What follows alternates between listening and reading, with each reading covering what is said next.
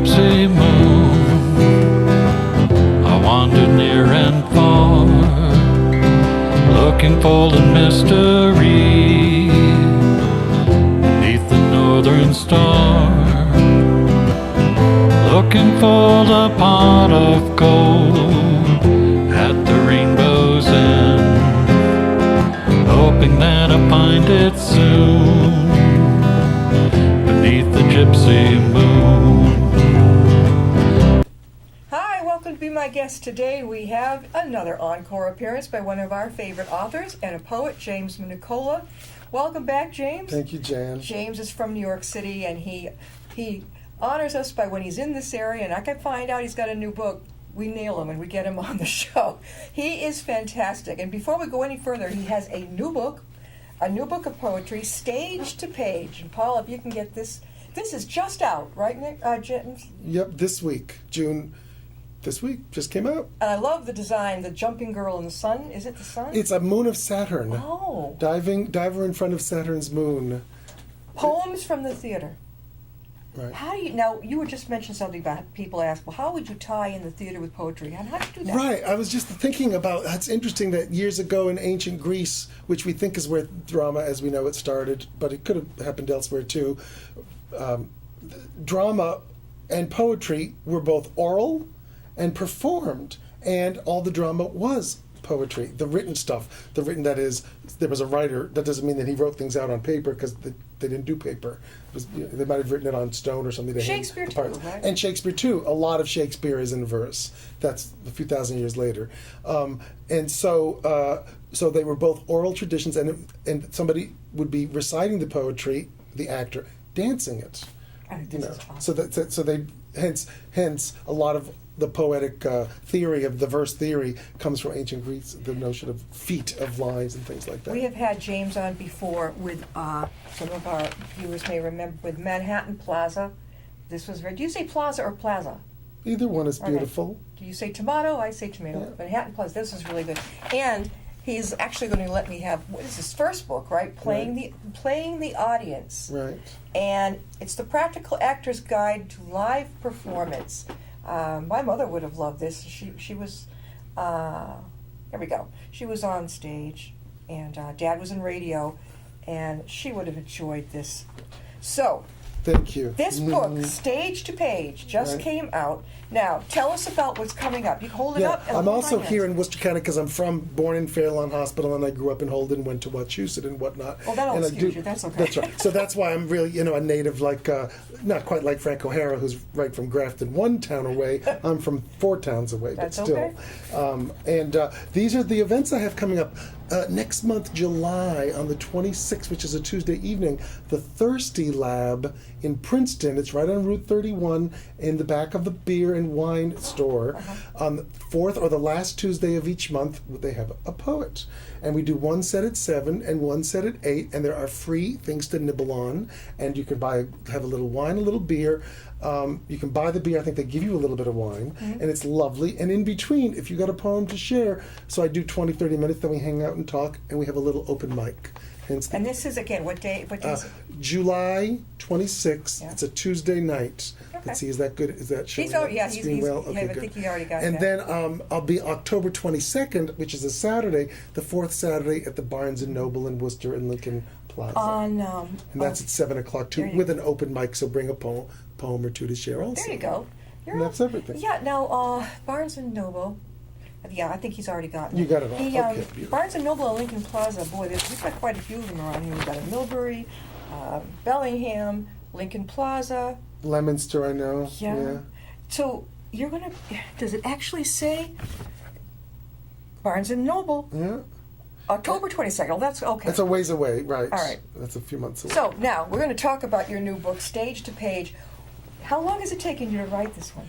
Well, I write a lot of poetry every day, and then you put collections together by some of the poems you've been working on seem like they belong together with a category or a theme, then they go in a file together, or they go in a same place. So I have about 15 or 16 collections of poems, and these are 2 that have been published. So I can say I've started this since 2000. Whoa, that's a lot. But I've been writing a lot of other things besides this, including the Manhattan Plaza book, since 2000 also.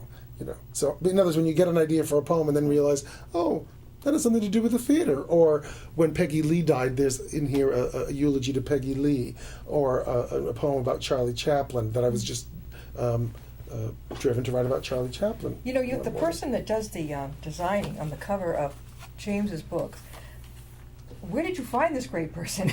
In the jacuzzi, in my health club. She's a world-class artist, photographer, and painter, and also does this style of thing, which are both of these images that I selected are called sonograms. Yeah. Her name is Eve Sonogram. They do Eve look like, yeah. Sonneman. Yeah. So she calls them sonograms, which is juxtaposing two things and then photographing.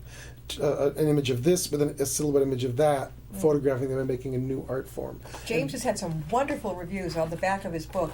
John how did you pronounce it? Guare or Guar, I've heard both, He says- though I met him, I never asked. He says, "Bravo! The marvel of James B. Nicola's substantial collection is how his superb craftsmanship never once," now what is that? Well, muffles the voice of his exuberant stage-struck heart. A warm-hearted, cold-eyed Ode. to the business known as show." Does that say it all? Oh no, other people.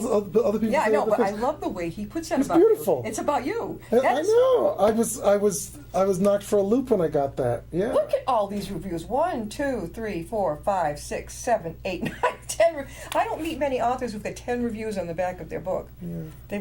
Now, Well, I thought if I tried 10, I might get 7 or 6, but they all said something, so I was so happy. I want to let the audience know that besides James, we have in our Upton Town Library, and you're free to come in if you're out of town, out of state, whatever. We have a wall dedicated to authors who have appeared on Be My Guest. And hopefully we're going to get James' new book up there. Just come on in, ask Matt, our director, where's the wall with the newest books from Be My Guest, and you'll find it. Read to us. This is great. This is the newest poem in the collection, and it's called "Only I."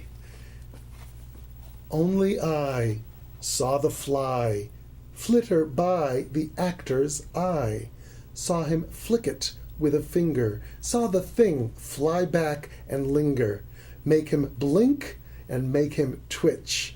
Most would think he had an itch. He never dropped a line or cue, for that is not what actors do, but focused on the space between, on the objective and the scene. When the fly leapt to my lap, I slew it with a sudden slap. The actor heard, but was not riled, just looked my way and smiled. That's, you know what, the one reason I think I enjoy listening to you so much, besides your wonderful poetry, my mother used to read to me, and she was very dramatic. She'd be all the characters. Children must love you, because you hold the captivity. You've got my attention, just like that. Oh, that's so nice. Thank But no, you. really, do the And kids love you? They must. I hope so. We work on it. I got poems about kids. I'll bring another when that Do it, book's because published. it's so important, yeah. Yeah. This one is a short one, just to give you all a notion. Some of them are fun and rhymed, and then some of them get deeper and darker. Act 3, there's 3 sections to the book: Act 1, Act 2, and Act 3. Act 3 really has to do with death, or actors or theater people late in life or dying or death. So it does get dark by the end, although in a somewhat fun way. But this is the beginning, and it's Act 1, and it's sort of training for the theater. So this is called Elocutionary Advice. You might engage your jowls to gather round your vowels, and consonants slide better with lips a little wetter. Oh, this is so true, right? Yeah, it's just 4 lines of simple, and some publisher published it. I know the way I loved it. elocution and the way you used to speak. My mother used to talk to me about things like this. Yeah, I actually found out recently, this might be interesting, there's a difference between enunciate and pronounce. What's the difference? Enunciate suggests what you do with the vowels. Oh, how you come across with it emotionally? Well, the vowels as opposed to pronounce is is the consonants. So enunciate, so hence, when I read that or found that out, that might have slightly inspired this poem. Yeah. Later I wrote, so for the consonants, you work on certain things, and for the vowels, you work on other things, the air, and for consonants, you work on your mouth and your So lips this and is your great tongue. with poetry. The stage, an actor is on the stage, and they're really learning how to do both. Yeah, and the hard thing for an actor is don't let it show. So you have young people that have learned how to enunciate and pronounce and may look like they're doing it. But a great actor will be able to look like he's not and still everything's clear. Yeah. And you don't notice that he's pronouncing, I can get it. And then of course, when drama school used to be sort of a certain kind of finishing school where you just learn to speak and stand. You would have fencing and deportment class in the old days and speech class so that you would naturally speak like the movie stars from the 30s, 40s, and 50s did. They just had these marvelous speaking voices, but they learned those. But this wasn't How to be do that. anything the Toastmasters would want, right? This is too dramatic for Toastmasters. You know, when they teach people to get up and orally speak. Well, no, but then if you end up with a character, you will have had, if you did the drama school thing, you would have had some of that. So even great comic actors, you got every word. Bert Lahr, you got every word of. Remember Bert Lahr? He was the lion in the Wizard of Oz. Right. So a comic vaudevillian type actor, they would make sure that every word was gotten in There you those go. days. So and today there are comics that they don't want anyone to miss a word. We're talking You know, again with James Nicola, and he is a wonderful poet. He's been on, well, this is his fourth visit with us, encore visit here on Be My Guest. Go for it. This one is a little more serious, but it's still from the beginning of the book, and it's called Clown. I don't imagine meeting kings and queens, but we were born not to rise and arrive, but rise and fall again, and again fall, half needing black and blue marks to survive. No clown believes in learning to behave. So, though there may be royals we appall, our job's to entertain, cheer up, and stave off your dark looks and thoughts by our bright means, and not bow to the few or most, but all, and one or two in a bad way, maybe save. Oh, that is so good. Just 10 short lines. But, So much yeah. of it is how James vocalizes these poems. Somebody else could read a poem, blah, blah, blah, blah, blah. But you put your heart and soul into it. Also, there's different kinds of reading poetry because Yeah. there's the beat and or the slam tradition that have come out. It's often talking really, really, really fast.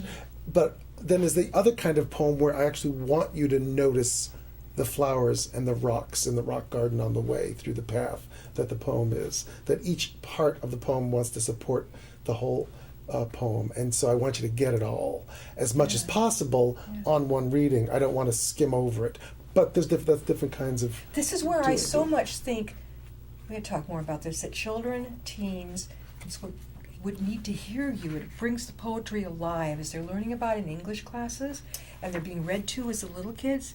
You actually bring it to life. Yes, and as a matter of fact, I've been doing workshops in schools. Remember last time we talked about the sounding, the silence workshop, but since then I was resident in a middle school, and I've done other things at high schools in Maryland and New Jersey. And I actually have a hunch that, you know, that even that old 19th century phrase of education being reading, writing, arithmetic, it's really should be, and we should all be promulgating this notion of it's reading, writing, arithmetic, thinking, speaking, focus, teamwork, creativity. Definitely. Because even the scientists on all that STEM really should be STEAM and add arts, particularly performing arts. The scientists, the engineers of the future are going to be the ones that can work in a group Teamwork. and that can communicate and that can listen and focus. And not just do this all day. Oh, does that drive It's you not nuts? just going to be learning. It's not just learning the facts of science and doing, or so I say even about standardized tests, it shouldn't be dots but thoughts. Yeah. And education should not be so that you can be the recipient of democracy or liberty, but the participant in. That means, because in the 19th century, every kid, as I think I mentioned last time I was on when I talked about these workshops, every kid in America in the one-room schoolhouse got up in front of the class and recited some Shakespeare because they thought it was good for democracy. And you develop those tools, and now we're even seeing in an election year, boy, oh boy, oh boy, we need those skills. We need everybody to be able to be, when you have the thing to say, to be able to get up in front of the crowd and articulate it compellingly. And that's not what's science, technology, engineering, and math. You need those four, very important. That and the ability to communicate, and actually understand even how a line ending works is going to be the same thing if you have a speech on how to make your point. Were you always this way, even as a child? Not at all. I was into comic books and music and math. So you were good at math. I was Music a math doesn't major for surprise a me, while. but Yeah. Math. Well, in that lovely movie, The Good Shepherd, Michael Gambon talks to Matt Damon, and as his tutor in Oxford somewhere, they're going into spy realm, but he says poetry is the mathematics of language. And a lot of people don't write poetry that way, and that's all right too, because they think it's just expressing something. Boy, if you told me that back in school, I was flunking math. It was just horrible, but I could do English beautifully. Yeah. So there's not just meter, but arrivals and resolutions and etc. And what I love, the poetry that turns me on rather is not just an expression of, it's a crystallization of, and that crystallization has, just like water crystallizes into ice when gelled, or carbon into diamond. All that happens for mathematical reasons in physics that make the molecules do that and line up a certain way. Similarly, words on a page or out loud, there's a crystallization of a perfection, or as perfected a rendering of that notion as possible. And here's a sonnet. So it's 14 lines. What's the difference between a sonnet and a regular poem? Sonnet is, the latest definition is a sonnet is a poem with 14 lines. Okay. In the old days, it would have been even more specific. Of the 14 lines, on line around 9, there'd be a turn or a twist called a volta. So it's a little bit of this, and then a little more of this for 8 lines in a Shakespearean sonnet, but that for 4 lines. Now, a haiku. And then at the end, therefore, blah, blah, blah. So all those Shakespeareans, you can see he's saying this for 4 lines, he's saying this in a different way, or again for 4 lines. And then there's a turn, he's saying something else that's sort of the opposite for 4 lines, and then summing it all up by combining the conclusion for 2 lines. So very much like Hegel's dialects, what is it called? Thesis, antithesis, synthesis. All right, haiku. And haiku is a Japanese form where it's 3 lines, very abbreviated. And you didn't even have to rhyme, I remember. You could just write. Right. Yeah, most poetic forms don't require rhyme. I remember that. Okay. Yeah. Rhyme wasn't in the old days. The Greeks didn't rhyme. Yeah. So you can rhyme, and most Shakespeare doesn't rhyme. So this is the a sonnets sonnet. do. All right. Yeah, but only because it's 14 lines. It's called 2 Ages, and it was inspired by an actor whom I actually knew. 2 Ages. The elder actor squeezed the younger's arm sharply. The younger started with a yelp. He sat low in his chair like half a slob, oblivious as teenage boys are wont.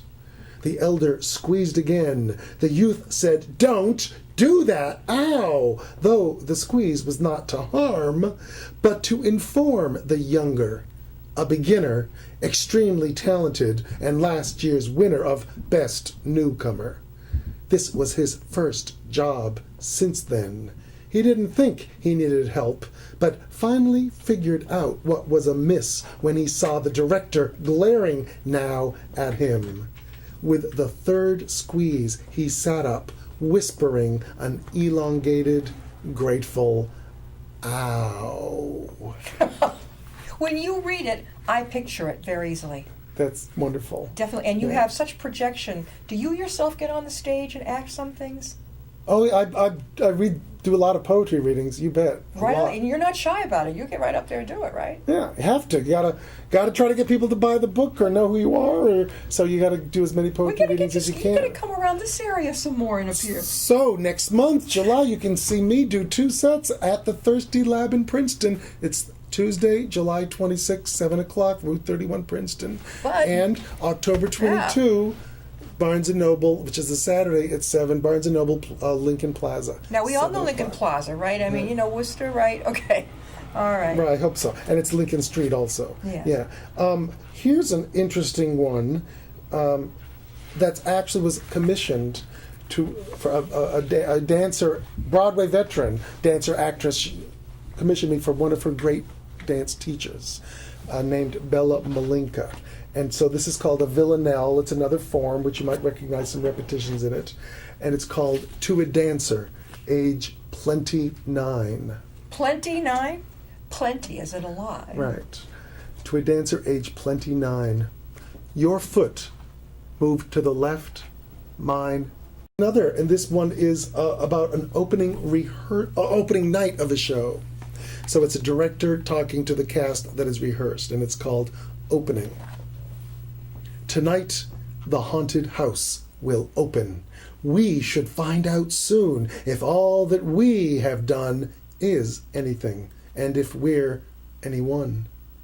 Last night, this was a ghost town, only us inhabiting, exquisitely well versed in what we've learned, but for each other only.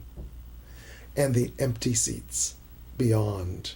What we've rehearsed and what we haven't, what's spontaneous, we share and show tonight. If we survive beyond tonight, remains for us to see, for new ghosts to decide when they arrive. But what we've been is, as of now, too lonely. So tonight, for a night at least, we come alive. Oh, gosh, so true. What do you, when you're directing a play, do you start off having them read your poetry to see if they're good at expounding? No, I never bring my poetry up in a Never. rehearsal. Never. And I learned don't even mention you're a poet. Don't even Even do it. in break, don't even talk about that. If there's particularly if it's a new play with a living playwright in the room, you're not there to be a poet, you're there to be a director. Now, I have brought in other people's poetry, and I remember directing As You Like It, the Shakespeare play, and having also just been reading George Eliot, Adam Bede, and I remember a wonderful passage she talks about leisure time before the railroad came through, 1830s, 20s, and I read it to give when the characters in As You Like It, the court people moved to the forest, the feeling of leisure. And I remember the scene it was the Sermons in Stone speech, and everybody said, can I have a copy of that? So I actually I had just written in my journal, so I typed it all up and made copies for everybody, just about what George Eliot said about what Sundays were before the railroad. Was George Eliot a woman? George Eliot, the woman. Why? Right. Was it because back then the women had to take on men's names to be taken seriously? Is this it? Yeah, it was hard. It was hard to get published with a woman's name. So a woman often would do a pseudonym. The other famous one being George Sand.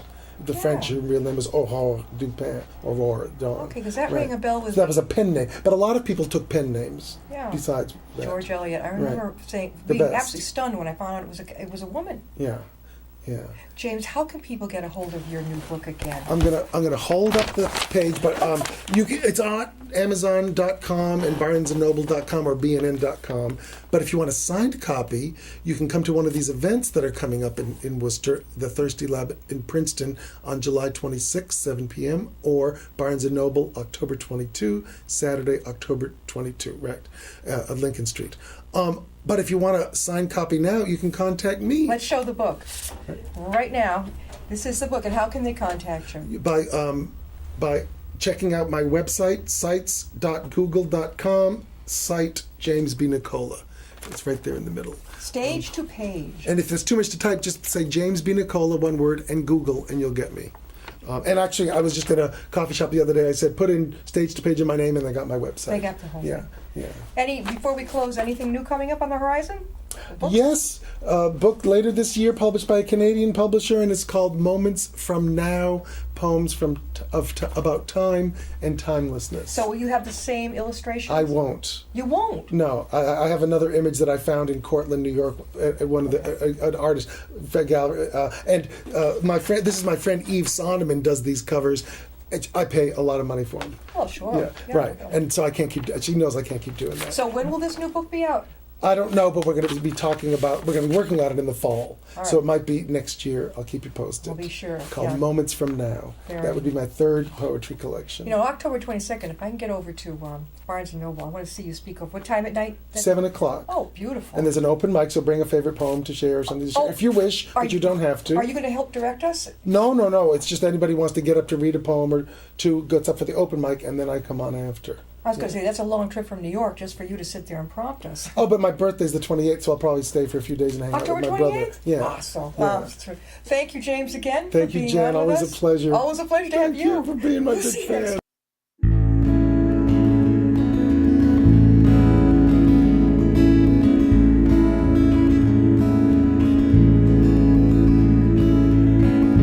Riding on a shooting star, heading out toward a dream. Tomorrow's even closer than it seems.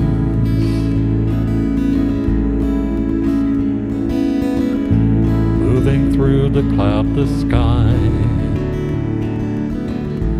heading out toward the moon. I am dancing to the lunar tune.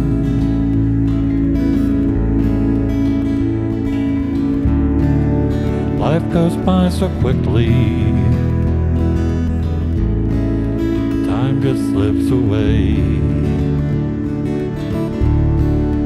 But tomorrow brings a brighter day.